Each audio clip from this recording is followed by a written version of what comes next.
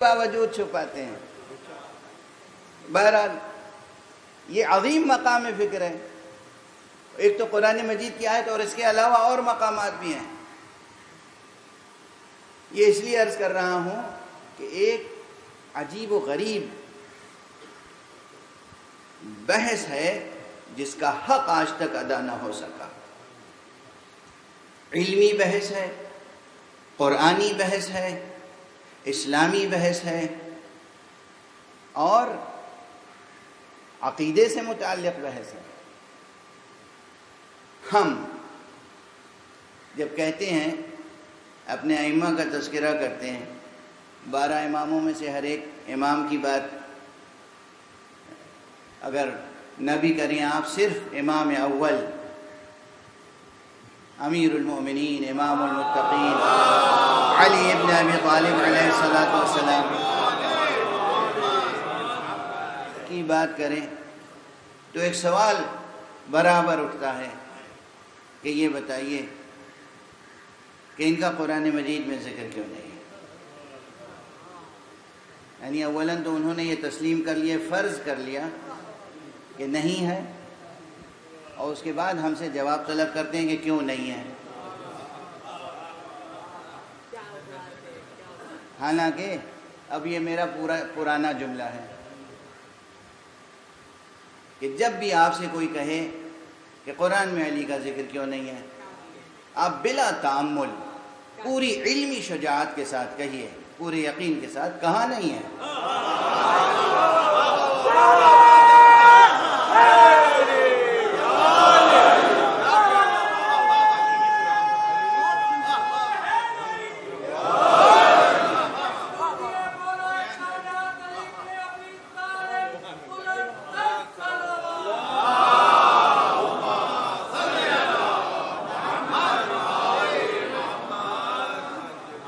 کہاں نہیں ہے قرآن میں علی کا ذکر؟ آپ کہیے تم نے قرآن ٹھیک سے پڑھا نہیں ہے، روا روی میں پڑھ لیا، سرسری طور پہ پڑھ لیا. قرآن ایسے پڑھنے کی کتاب نہیں ہے. کہاں نہیں ہے علی کا تذکرہ؟ اچھا، اب اسے آپ سمجھیں گے کہ خطیبانہ جواب ہے. نہیں، ہرگز نہیں. کس طرح تذکرے آتے ہیں اللہ کی طرف سے آنے والی کتابوں میں، یہ ایک بڑا سوال ہے. ہم سب کا یقین ہے اور تقریباً تمام ملت اسلامیہ کا اس بات پر یقین ہے، اتفاق ہے کہ ہمارے پیغمبر حضرت ختمی مرتبہ صلی اللہ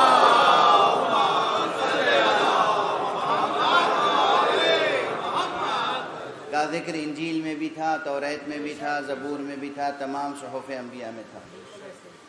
اچھا، تھا تو کس طرح سے تھا؟ کن لفظوں میں تھا؟ کن استعاروں میں تھا؟ کن تشبیہات کے ساتھ تھا؟ لکھا ہوا تھا کہ محمد ابن عبداللہ ابن عبد المطلب ابن ہاشم اور پورا عدنان تک کا یہ سلسلہ اس طرح لکھا ہوا تھا. یہ جینیالوجی لکھی ہوئی تھی اس طرح سے؟ ایسا تو نہیں تھا. پھر کس طریقے سے تھا؟ کہ تھا بھی اور ایسا روشن تھا کہ اس روشنی میں وہ اس نبی کو پہچان سکتے تھے اسی طرح جیسے اپنے بیٹوں کو پہچانتے ہیں. اور پھر بھی نام و نسب وضاحت کے ساتھ نہ تھا. یہ کیا اسلوب ہے؟ اور ہمارے یہاں یہ بحث اہم ہے یا نہیں؟ ذہن کو بھی جھنجھوڑنے والی ہے اور قلم کو اٹھا کر اس کا حق ادا کرنے کی بھی ضرورت ہے. کس طریقے سے تھا؟ اس فقیر نے تو توریت میں سے ایک آیت تلاش کرنے کے لیے عبرانی زبان تک سیکھنے کی سعی کی، کوشش کی اور سعادت حاصل کی. اور اس طرح کی جو روایتیں ہیں کہ ایک یہودی آیا اور اس نے حضور سے یہ سوال کیا، اور ایک یہودی آیا اور اس نے جناب امیر علیہ السلام سے یہ سوال کیا، اور یہ 2 یہودی آئے اور وہ اس ارادے سے آئے. اس طرح کی تمام روایتوں میں جہاں عبرانی کے الفاظ ہیں یا بعض ہماری دعاؤں میں، ان الفاظ کی تحقیق کے لیے اس فقیر نے عبرانی زبان براہ راست سیکھی تاکہ اس میں بھی میں کسی دوسرے کا مقلد نہ رہوں۔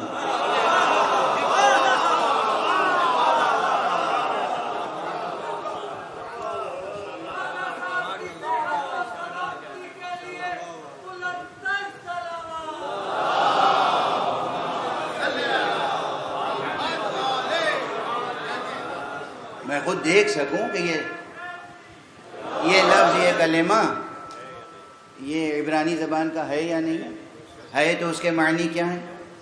مثلا مشہور روایت ہے، اب آ گئی ہے زبان پہ تو عرض کر دوں کہ جب حضرت فاطمہ زہرا سلام اللہ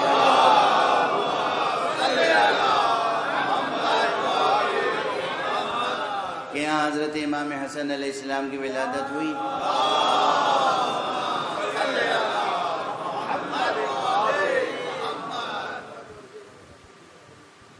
تو جناب جبرائیل نازل ہوئے اور انہوں نے کہا کہ یا رسول اللہ، آپ اپنے نواسے کا نام جناب ہارون کے بیٹے کے نام پر رکھیں۔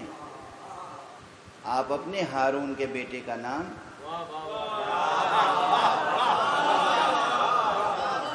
موسیٰ کے ہارون کے بیٹے کے نام پر رکھیں۔ کہا کیا تھا نام؟ کہا شبر تھا۔ کہا تو یہ تو عبرانی کا لفظ ہے، ہم تو عربی ہیں۔ تو کہا پھر آپ اپنے بیٹے کا نام حسن رکھیں۔ اور اسی طرح جب حضرت امام حسین علیہ السلام کی ولادت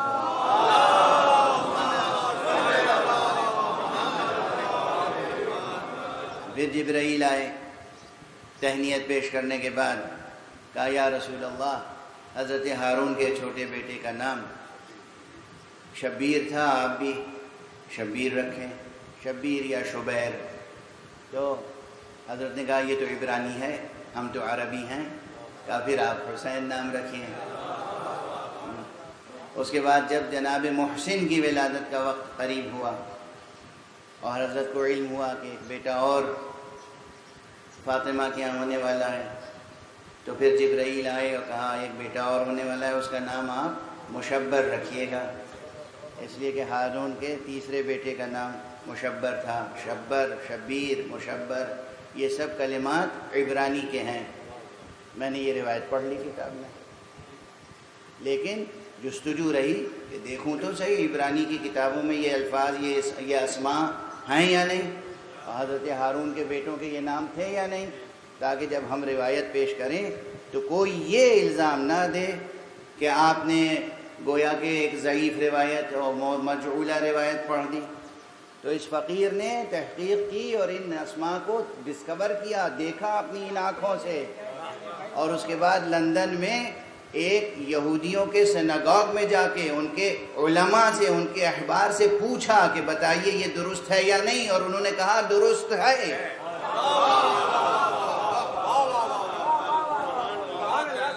تو یہ میں اس لیے عرض کر رہا ہوں اپنے جوانوں، نوجوانوں، بچوں کے لیے کہ جب تم کسی چیز کی تحقیق کرو تو صرف کتاب تک نہ کرو، فیلڈ اسٹڈی بھی کرو۔ کتاب کبھی کافی نہیں ہوتی۔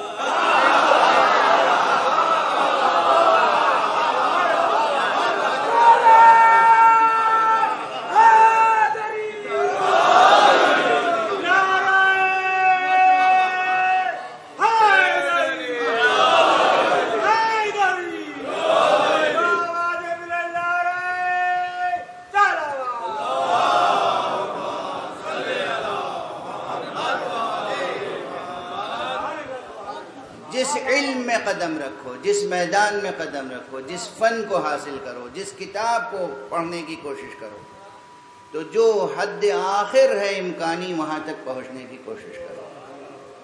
بس اسی کا نام اجتہاد ہے۔ اجتہاد اور کسی چیز کا نام نہیں ہے۔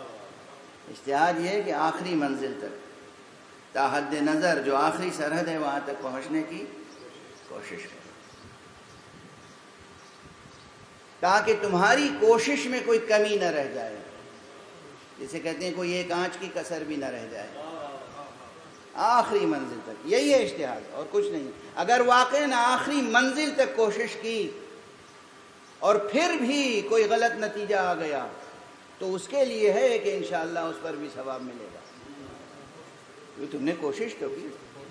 وہ عادل پروردگار جو صرف عادل نہیں ہے، محسن بھی ہے، قدیم الاحسان ہے، وہ کریم ہے، وہ رؤوف ہے، وہ رحیم ہے، وہ ودود ہے. اس کے رحم و کرم کی عطا کی کوئی انتہا نہیں ہے. وہ تمہاری کوششوں پر بھی ثواب دیتا ہے. بہت بار سنی ہوگی یہ حدیث، اس وقت مجھ سے بھی سن لیجئے. کیا عظیم الشان حدیث ہے. کہتے ہیں کہ جب کوئی طالب علم طلب علم کی نیت سے قربتاً اللہ گھر سے نکلتا ہے تو فرشتے اس کے قدموں کے نیچے پر بچھاتے ہیں. جب کوئی طالب علم قربتاً اللہ طلب علم کے لیے نکلتا ہے تو فرشتے اس کے پاؤں کے نیچے، قدموں کے نیچے پر بچھاتے ہیں. یہ حدیث صرف ایک مسلک میں نہیں ہے. علم کا رتبہ سمجھیں اور طلب علم کی سعی و کوشش، جد و جہد کی عظمت کو سمجھیں اور اس سے کبھی پیچھے نہ رہیں، اس سے باز نہ آئیں. بہرحال درمیان میں بات آ گئی تھی تو میں نے عرض کر دی. اب اس نقطے کی طرف واپس آ رہا ہوں کہ پرانی کتابوں میں کس طریقے سے تذکرہ موجود ہے سرکار رسالت مآب کا.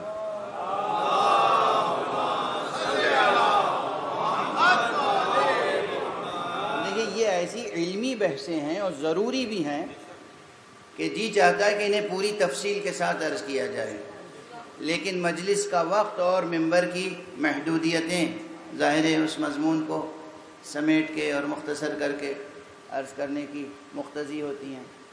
تو عرض کر رہا ہوں کہ توجہ رکھیے گا کہ یہ جو دو احبار آئے، یہ جو دو عالم یہودی آئے شام سے، انہوں نے اپنی کتابوں میں، صحیفوں میں اور اس کی تفسیروں میں، اس کی تاویلوں میں جو ان کے ہاں صحیح سندوں کے ساتھ تھی،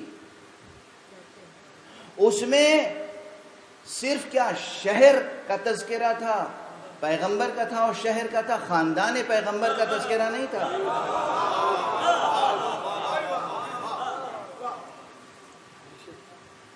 یقیناً وہ سرمایہ انبیاء، وہ میراث نبوت جو آدم سے، ادریس سے، نوح سے، موسیٰ سے، عیسیٰ سے چلی آ رہی تھی، اس میں انتہائی وضاحت کے ساتھ قلم قدرت کے استعاروں کی تشریحیں موجود تھیں. ان تشبیہوں کی وضاحتیں موجود تھیں کہ وہ نبی کون ہوگا، کیسا ہوگا، قد و قامت کیا ہوگا، روح مبارک کیسا ہوگا، منہ مبارک کیسا ہوگا، اور آپ کا نقش قدم کیسا ہوگا، اور آپ کس کی نسل سے ہوں گے، کس کے بطن سے ہوں گے، کس کے صلب سے ہوں گے، کہاں پیدا ہوں گے، کس کے آغوش میں پروان چڑھیں گے.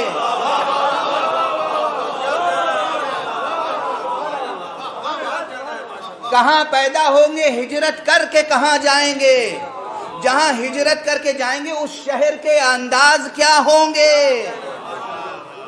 اور دوسری بات یاد رکھیے کہ اکثر اس قسم کی روایتوں میں ایک جملہ آتا ہے کہ احبار یہود، علماء یہود آتے تھے پوچھتے ہوئے نبی آخر الزمان کہاں پیدا ہونے والا ہے، پیدا ہوا یا نہیں ہوا، نبی آخر الزمان کہاں پیدا ہوگا، پیدا ہوا یا نہیں ہوا، نبی آخر الزمان کس خاندان میں پیدا ہوگا، پیدا ہوا یا نہیں ہوا. اسی زمانے میں جب پیدا نہیں ہوئے تھے تو کہہ دیا گیا تھا نبی آخر الزمان. اب یہ امت کہہ رہی ہے ختم نبوت ہے یا نہیں.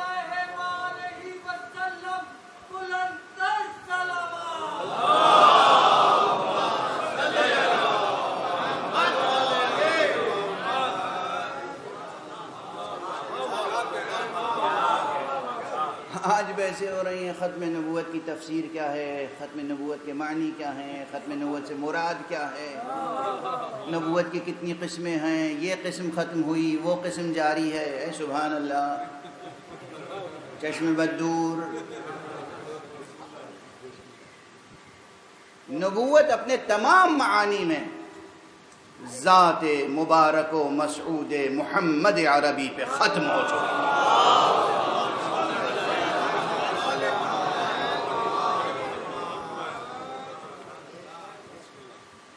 خاتم النبیین بھی وہی ہے، خاتم النبیین بھی وہی ہے، نبی خاتم. بہرحال اب وقت ختم ہو گیا. آج میں نے بحث چھیڑی ہے، اس بحث کو انشاءاللہ کل مکمل کرنے کی کوشش کروں گا کہ کس طریقے سے میتھوڈولوجی کیا ہو ریڈنگ کی. ریڈنگ تورات کس طرح پڑھیں کہ اس میں سے ذکر مصطفیٰ سامنے آ جائے، انجیل کس طرح پڑھیں کہ ذکر مصطفیٰ سامنے آ جائے، صحف انبیاء کس طرح پڑھیں کہ ذکر مصطفیٰ سامنے آ جائے. نام نہیں ملے گا محمد ابن عبداللہ مگر ذکر ہے، بالکل اسی طرح جس طرح ہمارے قرآن میں نام نہیں ہے علی ابن ابی طالب مگر ذکر ہے.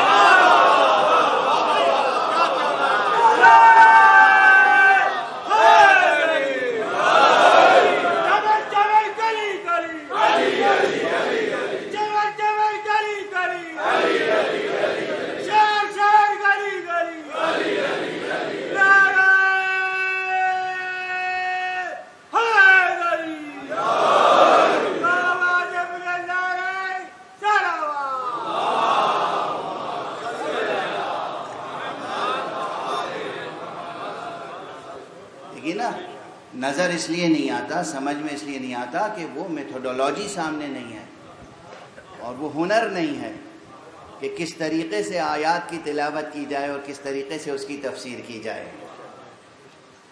جب انداز معلوم ہو جائے گا کہ پروردگار مستقبل کے واقعات کو کس طرح بیان کرتا ہے تو بات روشن ہو جائے گی، اور قرآن مجید خود ہی روشن کرے گا اسے.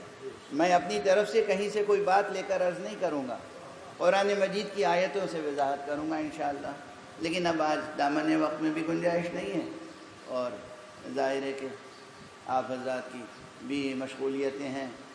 اس ذکر کو چھیڑ دینا میرا کام ہوتا ہے، آپ کے دلوں میں ذہنوں میں یہ ذکر جاری و ساری رہے. بس ایک نقطے کی طرف توجہ دلا دوں، آپ کی طبیعتیں منقلب ہو جائیں گی کہ جس طریقے سے پیغمبر کا تذکرہ پرانی کتابوں میں ہے، بے شک ہے، پیغمبر کا تذکرہ ہے، پیغمبر کے خاندان کا تذکرہ ہے، پیغمبر کے شہر کا تذکرہ ہے، بالکل اسی طرح پیغمبر کی ذریت کی قربانیوں کا تذکرہ ہے. ہمارے یہاں روایتیں موجود ہیں کہ جب حضرت خضر اور حضرت موسیٰ کی ملاقات ہوئی ہے، قرآنی واقعہ ہے، ملاقات تو قرآنی واقعہ ہے. جب حضرت موسیٰ حضرت خضر سے ملنے کے لیے گئے ہیں تو حضرت خضر نے جو باتیں ذکر کی ہیں جناب موسیٰ کے سامنے، ان میں ایک واقعہ کربلا کا بھی تذکرہ ہے.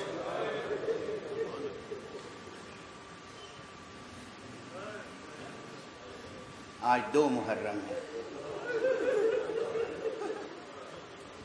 آج 2 تاریخ ہو گئی محرم کی. آج مکے سے جو 8 ذی الحجہ کو قافلہ چلا تھا وہ کربلا پہنچ گیا. مکے اور کربلا کے درمیان جو واقعات رونما ہوئے، ہر منزل پہ کچھ نہ کچھ تفصیلات ہیں، ہر منزل پہ کچھ نہ کچھ تفصیلات ہیں. ایک منزل وہ بھی گزری ہے کہ جہاں قافلہ سرکار سید الشہداء کا چل رہا تھا، آگے بڑھ رہا تھا، تو آپ کے ساتھیوں میں سے کسی نے تکبیر کہی، اللہ اکبر. تو امام نے پوچھا پلٹ کے کہ تکبیر کا کیا محل ہے؟ تو کہا کہ خدا کی قسم یہاں سب صحرا تھا، صحرا، ریگستان، بیابان، کبھی یہاں ہم نے کوئی کھجوروں کا باغ نہیں دیکھا. اس وقت مجھے سامنے کھجوروں کا باغ کوئی نظر آ رہا ہے، کوئی نخیل نظر آ رہا ہے. حضرت نے فرمایا کہ مجھے تو نخیل نہیں نظر آ رہا ہے، مجھے تو لگ رہا ہے کہ کوئی لشکر آ رہا ہے. یہ نیزوں کی انیاں ہیں اور گھوڑوں کی کنوتیاں ہیں جو نظر آ رہے ہیں. یہ حقیقت یہ ہے کہ کبھی سامنے فضا میں کتنا ہی غبار ہو لیکن امامت کی آنکھ کبھی دھوکہ نہیں کھاتی. ہمیں تو نیزوں کی انیاں نظر آ رہی ہیں، گھوڑوں کی کنوتیاں نظر آ رہی ہیں، اور تھا یہی. جب قریب آیا تو دیکھا لشکر ہے. اور وہ لشکر کس کا تھا؟ آپ حضرات تو صبح و شام مجالس برپا کرتے ہیں. 1000 کا لشکر، اور سربراہ لشکر کون تھا؟ حر ابن یزید ریاحی. سامنے آیا، سلام کیا، گفتگو کا آغاز کرنا چاہتا تھا. امام نے کہا بات بعد میں ہوگی، میں دیکھ رہا ہوں تم کس قدر پیاسے ہو.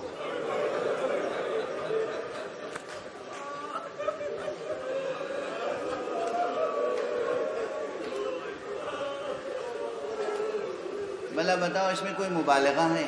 سادہ سا تاریخ کا بیان ہے جو میں نے دہرا دیا ہے. اس منزل سے پہلے جو منزل آئی تھی وہاں بطور خاص امام نے اپنے اصحاب سے کہا تھا خوب اچھی طرح اپنی مشقیں پر کر لو، خوب پانی یہاں سے لے لو.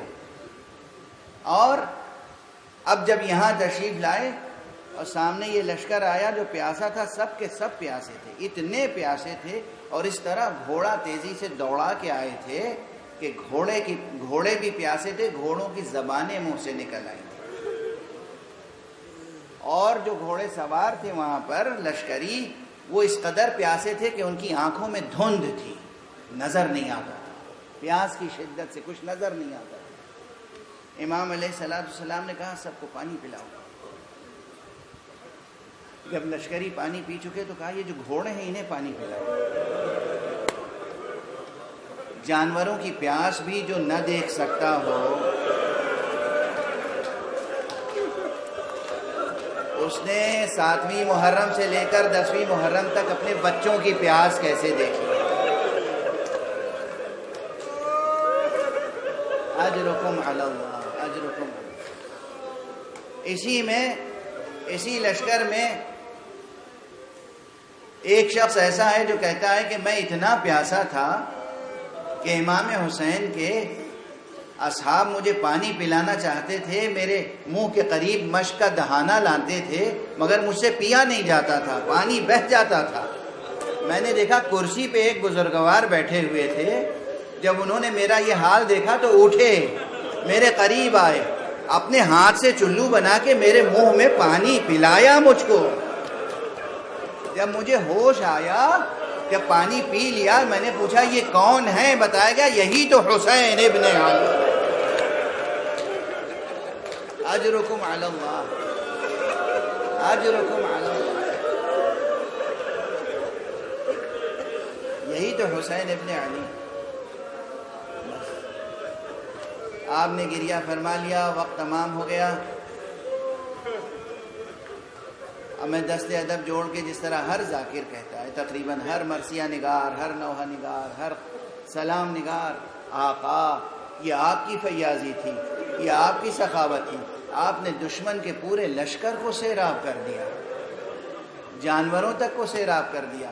ہائے روز عاشورا، کس طرح سے خیموں سے العطش العطش کی آوازیں بلند، کس طرح سکینہ کی آوازیں العطش بلند تھی،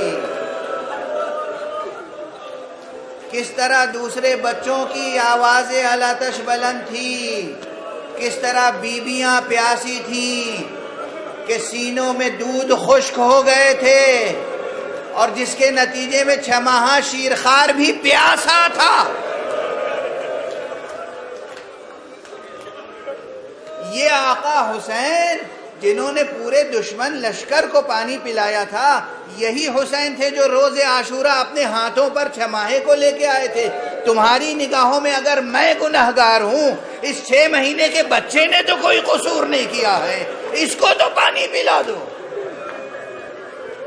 انا للہ و انا الیہ راجعون رضا بقضائہ و تسلیما لامرہ. انا للہ و انا الیہ راجعون رضا بقضائہ و تسلیما لامرہ. انا للہ و انا الیہ راجعون رضا بقضائہ و تسلیما لامرہ. پروردگار ہمیں علوم قرآن اور معارف اہل بیت سے آشنا فرما. معبود پروردگار ملت اسلامیہ کو اتحاد کی دولت سے مالا مال کر، ہمارے درمیان اتحاد و اتفاق پیدا ہو جائے. پروردگار جو ماتمیان شہ مظلوم ہیں پوری دنیا میں جہاں بھی ہیں ان کو اپنی خاص حفظ و امان میں رکھے. پروردگار ہمارے سروں پر علماء اعلام فقہاء اعظام کا سایہ برقرار رہے.